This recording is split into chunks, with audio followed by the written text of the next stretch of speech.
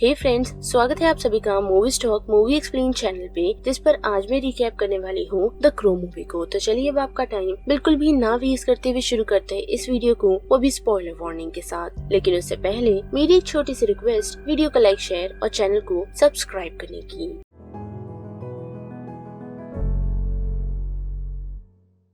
Film की शुरुआत हमें एरिक नामक एक शख्स दिखाई जाती है जो एडिक्टेड है और साथ ही उसके चाइल्डहुड ट्रॉमा से अभी तक वो गुजर रहा है। यानी कि उसे अक्सर उसके चाइल्डहुड ट्रॉमा के नाइटमेयर्स आते रहते हैं, जिस वजह से वो स्टेबल नहीं रह पा रहा, जिस कारण ही उसे रिहेबिलिटेशन सेंटर में रखा गया है। वहीं हम शैली नाम की एक म्यूजिशियन को देख पाते हैं जिसकी लाइफ में भी एरिक जैसा थोड़ा बहुत इशू सिमिलर है। लेकिन उसी के साथ हम उसकी फ्रेंड जेडी को देख पाते हैं जिसने उसे एक वीडियो टेक्स्ट भेजा है, वो भी विंसेंट रोग नामक एक क्राइम लॉर्ड का, जो एक म्यूजिकल एरिस्टोक्रेट है, यानी कि एक रईस हम कह सकते हैं जिसे म्यूजिक का काफी शौक है। और जो वीडियो जेडी ने शैली को भेजा है उसके अंदर विंसेंट की काले कारनामों की रिकॉर्ड्स हैं, जिसके साथ साथ उन लोगों ने उस वीडियो को सेव करने का डिसीजन बनाया है, ये जानते हुए भी कि उस कारण वो लोग अपनी जान खो सकते हैं, जिस कारण शैली भागने का डिसीजन लेती है और उन लोगों से छुपने का। पर अनफॉर्चुनेटली विंसेंट के हैंचमैन उसके पीछे लग जाते हैं, पर शैली जैसे तैसे उनसे बच निकलने में कामयाब होती है, पर पुलिस वाले उसे अरेस्ट कर लेते हैं, वो भी ड्रग के पोजीशन के कारण। और वही बात करें जेडी की, तो हम देख पाते हैं कि उसे विंसेंट के लोगों ने पकड़ लिया है, जहां विंसेंट उसे इंटेरोगेट कर रहा है। साथ ही वो ये भी रिवील करता है कि काफी समय पहले उसने डेविल से एक डील की थी कि वो इनोसेंट सोल को हेल भेजेगा ताकि उसके एक्सचेंज में डेविल उसे जिंदगी भर जिंदा रखे। यानी कि उसने डेविल से ये डील की है कि वो एटर्नल रहे। जिसके साथ साथ हम ये भी देख पाते हैं कि विंसेंट के पास किसी तरह की पावर है, क्योंकि वो जेडी के कान में कुछ मंत्र बोलता है, जिस वजह से जेडी फोर्सफुली खुद की जान ले लेती है। अब वही बात करें शैली की, तो हम देख पाते हैं कि उसे उसी रिहैब सेंटर भेजा गया है जहां एरिक है, और शैली के वहां पहुंचते ही हम देख पाते हैं कि उसकी दोस्ती एरिक से काफी अच्छी हो जाती है और वो दोनों काफी अच्छा बॉन्ड एक साथ क्रिएट कर लेते हैं। लेकिन एक दिन जब मैरियन यानी कि विंसेंट की राइट हैंड उसे ढूंढते हुए उसी रिहैब सेंटर में आ पहुंचती है, तो शैली पैनिक होना शुरू हो जाती है और एरिक को उसकी हेल्प करने में कन्विंस करती है, जिसके बाद वो दोनों एक साथ उस रिहैब सेंटर से भागने में कामयाब हो जाते हैं, जहां से निकलते ही वो लोग शैली के फ्रेंड के एक वेकेंड घर में रेफ्यूजी लेते हैं। जिसके साथ साथ हम ये भी देख पाते हैं कि उनका बॉन्ड इतना अच्छा हो चुका है कि वो दोनों एक दूसरे से काफी जल्दी प्यार करने लगते हैं। जिसके बाद क्या वो लोग केयर फ्री जीना शुरू कर देते हैं, वो भी एक साथ, पर ज्यादा टाइम नहीं रह पाते क्योंकि विंसेंट के लोग उन्हें ढूंढ लेते हैं और दोनों का बड़ी बेरहमी से मर्डर कर देते हैं। और हम देख पाते हैं कि एरिक की आँख एक रेल यार्ड में खुलती है, जिसे हम लाइफ और डेथ के बीच का एक पाथवे कह सकते हैं, जहां उसकी मुलाकात क्रोनोस नाम की एक शख्स से होती है, या फिर हम स्पिरिट गाइड भी उसे कह सकते हैं, जो एरिक को ये एक्सप्लेन करता है कि उसे विंसेंट को मारना होगा, तभी ही वो शैली से रियूनाइट हो सकेगा, क्योंकि शैली की सोल फिलहाल अंधेरे में खींची चली जा रही है, जिस कारण एरिक क्रोनोस को हाँ कह देता है। और हम देख पाते हैं कि वो उसे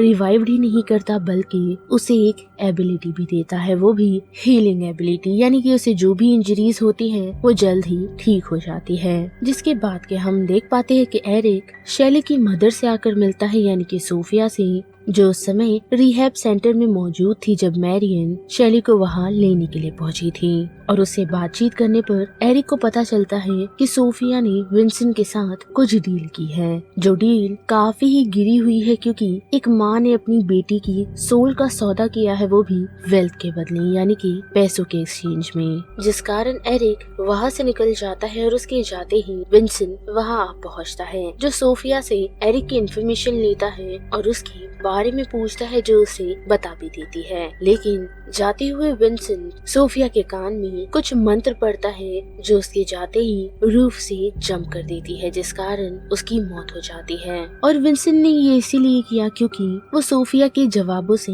सेटिस्फाइड नहीं था। और वही दूसरी तरफ हम देख पाते हैं कि एरिक विंसेंट के लोगों को ढूंढना शुरू करता है और एक एक कर बड़ी बेरहमी से उन्हें मारना भी, जिस कारण एरिक के हाथ शैली का फोन लगता है और उसके अंदर उसे एरिक के काफी सारे वीडियोस मिलते हैं, जिसके अंदर उसने शैली को फोर्सफुली यानी कि उस पे कंट्रोल कर उसने शैली के हाथों काफी औरतों को मरवाया है, जो वीडियोस एरिक से देखे तक नहीं जाते। और उस कारण वो सडनली ये डाउट करने लगता है कि उसका प्यार शैली के लिए सही है या नहीं, जिस वजह से हम देख पाते हैं कि जब कुछ लोग यानी कि विंसेंट के लोग उसे काफी बुरी तरह जख्मी कर देते हैं तो एरिक अपनी हील होने की एबिलिटी को खो देता है, जिस वजह से उसकी फिर से मौत हो जाती है। और जैसे ही वो वापस आफ्टर लाइफ में पहुंचता है तो उसकी मुलाकात क्रोनोस से होती है, जिससे वो यही कहता है कि उसने शैली पर डाउट नहीं किया, लेकिन क्रोनोस उसे बताता है कि अगर उसका प्यार सच्चा था और है तो वो हमेशा उसी एबिलिटी के साथ रह सकता है। पर अनफॉर्चुनेटली एरिक ने शैली के और साथ ही उसके प्यार पर डाउट किया, जिस वजह से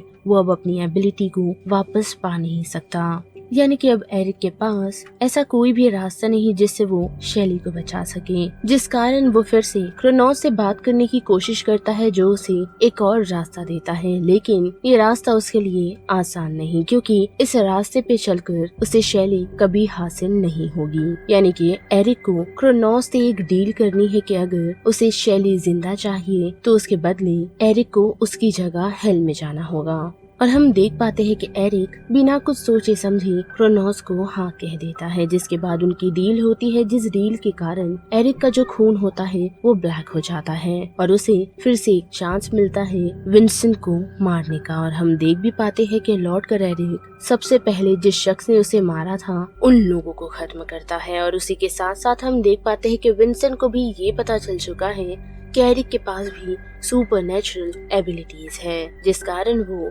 मैरियन को ऑर्डर करता है कि वो उसे किसी तरह फंसा ले, जिसके बाद विंसेंट एरिक के पास मौजूदा सभी पावर्स को सीज कर लेगा, यानी कि वो उसकी पावर्स को ले लेगा ताकि वो और पावरफुल हो सके। अब वही बात करें एरिक की, तो जैसे कि उठते ही उसने कुछ लोगों को मारा था, तो उसके कारण उसे पता चलता है कि मैरियन उसे ओपेरा हाउस में मिलेगी, जिस वजह से वो मैरियन को ट्रैक करते हुए ओपेरा हाउस आ पहुंचता है, जहां हम देख पाते हैं कि एरिक काफी ब्रूटली और सेवेज तरीके से विंसेंट के लोगों को मार रहा होता है ताकि वो मैरियन तक पहुंच सके। और हम देख पाते हैं कि एरिक की इतनी बुरी हालत देख मैरियन शॉक हो जाती है और साथ ही उसे विंसेंट की लोकेशन भी बता देती है, लेकिन एरिक उस पर रहम ना दिखाते हुए उसे खत्म कर देता है और उसके सर को उसके धड़ से अलग कर वो ओपेरा हाउस की बीचों बीच ले जाता है, जिससे सभी लोग घबराकर उस ओपेरा हाउस से निकल जाते हैं। जिसके बाद एरिक वहां से सीधा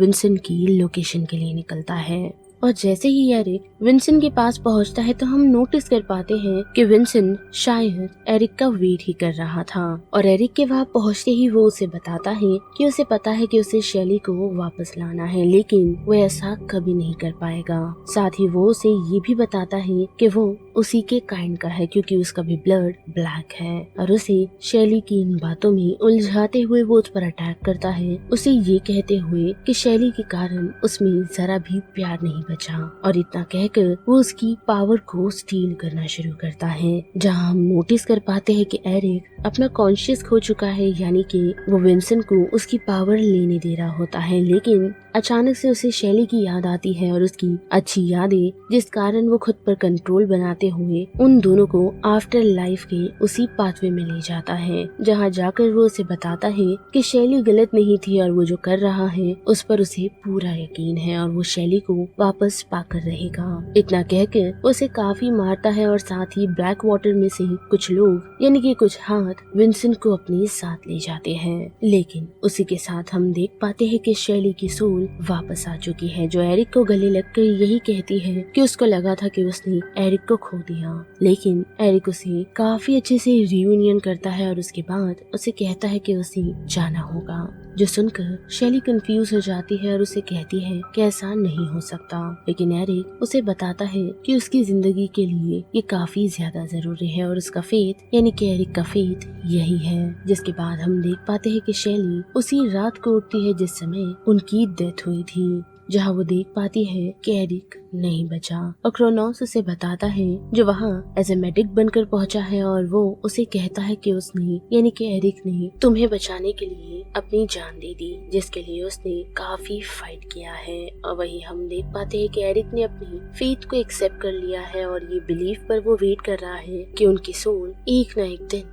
कभी जरूर मिलेगी। तो बस इस वीडियो में इतना ही, जिस बारे में अब आप सभी की क्या राय बनती है उसे लेकर आप मुझे कमेंट सेक्शन में बता सकते हो। साथ ही वीडियो पसंद आई तो वीडियो का लाइक, शेयर और चैनल को सब्सक्राइब करना मत भूलिएगा। बाकी मैं मिलूंगी आपसे फिर किसी मूवीज या सीरीज के रिकैप के साथ। तब तक के लिए आप movie stock movie explain channel के बाकी वीडियोस को एंजॉय कीजिए। Till then bye.